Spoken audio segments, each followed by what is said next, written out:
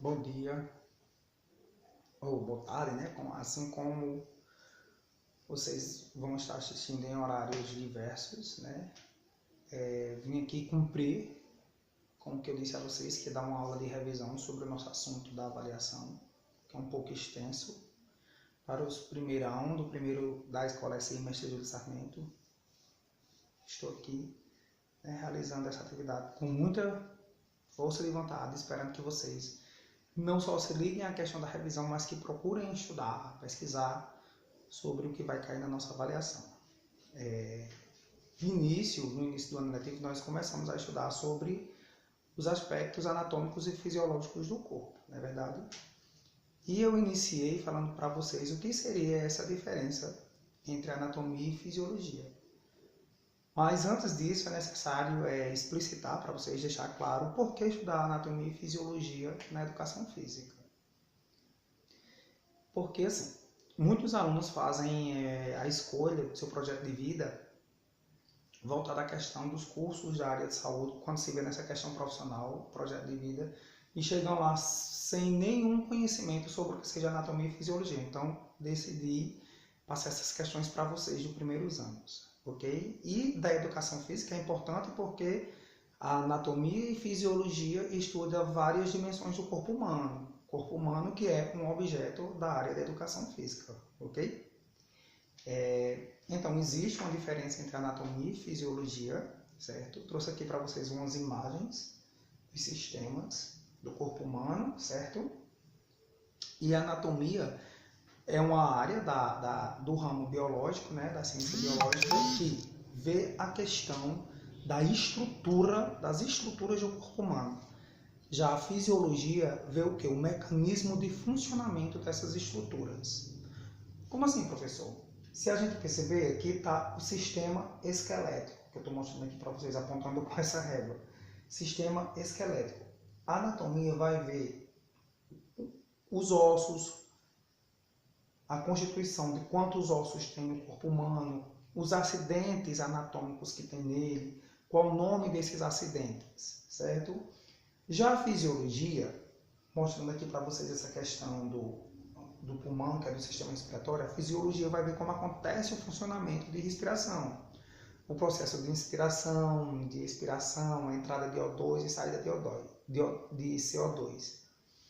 É basicamente isso, é só vocês se ligarem que a anatomia está voltada à questão das estruturas do corpo humano, ligada aos sistemas, e a fisiologia está ligada à questão do funcionamento dessas estruturas, ok?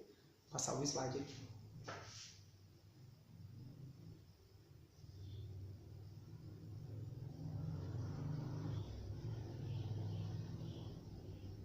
Perfeito. Nós vimos também essa questão das variações anatômicas, certo? Ficou bem claro o que seriam essas variações anatômicas. Nós, sujeitos, somos diferentes, né? Possuímos essas variações, ok? E tem variações que... As variações podem ocorrer de acordo com diversas coisas. Por exemplo, o gênero masculino e feminino possuem variações anatômicas, certo? O homem é mais forte, o aparelho reprodutor é diferente do homem e da mulher, então isso são variações anatômicas. Até mesmo os nossos órgãos são diferentes um do outro. E essas variações anatômicas são divididas em três. Normalidade é aquele sujeito que é normal, dito normal. A anomalia é um tipo de variação que o sujeito possui essa variação, muda o funcionamento do corpo, funcionamento daquilo, mas o que acontece?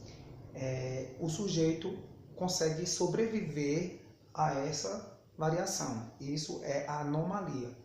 E o último tipo de variação anatômica é a monstruosidade. A monstruosidade é um tipo de variação que muda completamente o funcionamento do corpo da pessoa que possui essa variação anatômica, e geralmente as pessoas que possuem esse tipo de variação, elas não sobrevivem esse tipo de variação, esse tipo de problema, ok? Então, essas são as variações anatômicas.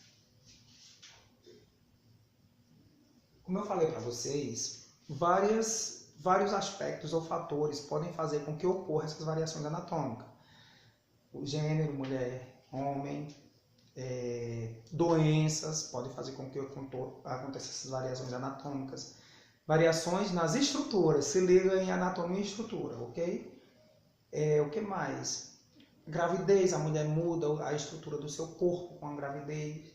E a prática de atividade física e de exercício físico, tá certo? Que está ligada a essa questão do biotipo. O que seria biotipo? É a forma de classificar o sujeito de acordo com a sua estrutura de corpo.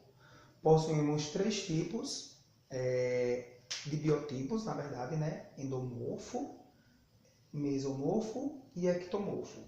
O endomorfo, notem, eu apontando aqui na régua para vocês, o endomorfo geralmente são os indivíduos que são baixos e possuem alto percentual de gordura.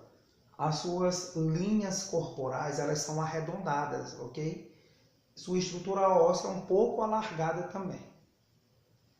O mesomorfo é o tipo corpo atlético. Ele é como se fosse assim, todo em forma. É um indivíduo que não é alto nem é baixo, certo? Não possui alto percentual de gordura, possui essa estrutura, é massa magra que ele possui na verdade, certo? Os ombros possuem alargamento, os ossos dos ombros são mais alongados.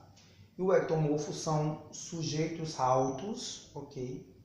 Que possuem membros alongados e baixo percentual de gordura e sua estrutura óssea é menor comparada ao mesomorfo e endomorfo. Perceba que os ombros e o quadril não são tão alargados quanto comparado ao endomorfo e mesomorfo e o endomorfo.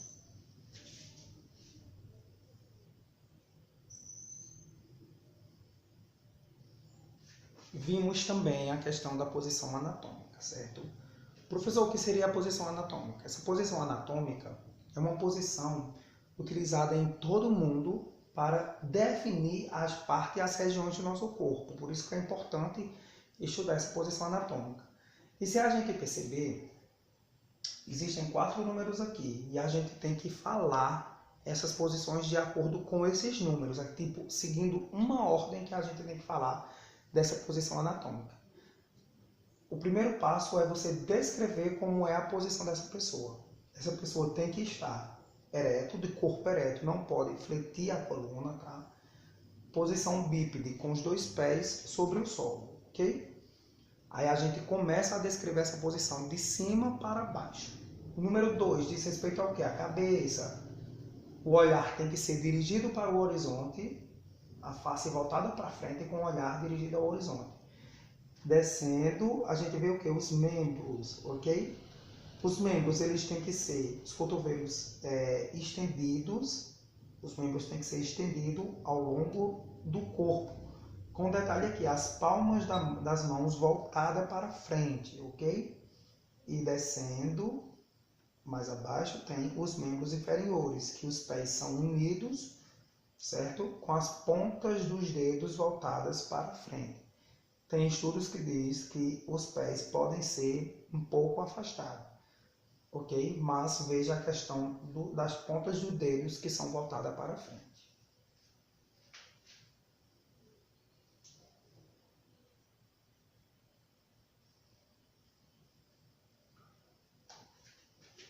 Para finalizar essa questão de aspectos, a gente está vendo mais a questão da anatomia, né?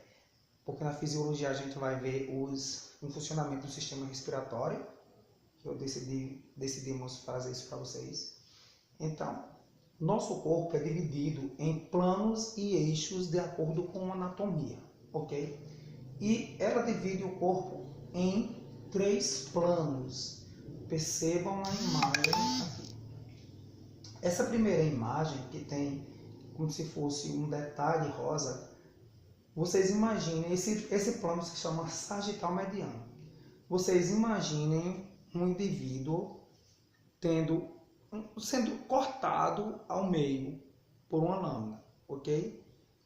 Ele vai dividir o corpo em lado direito e lado esquerdo, plano direito e plano esquerdo, certo? Esse outro plano é o plano horizontal ou transversal, assim como vocês queiram, que corta o sujeito mais ou menos abaixo do umbigo. Ele vai dividir o corpo em superior e inferior. Superior cranial, inferior podal. E o último corte é o corte coronal. A gente já viu que tem esse corte aqui. Imaginamos esse corte feito por uma lâmina sagital. E imaginamos esse corte do umbigo para baixo e para cima. E agora o próximo corte, que é aqui. Esse nome desse corte se chama corte coronal, certo? Que vai dividir o sujeito. Imagina esse corte vai dividir o sujeito em anterior, frontal, e aqui, posterior, dorsal. Muito fácil esse conteúdo, eu acredito que vocês estão bem preparados para essa questão. Daqui a pouco eu trago mais um vídeo. Beijos, abraço, bom dia.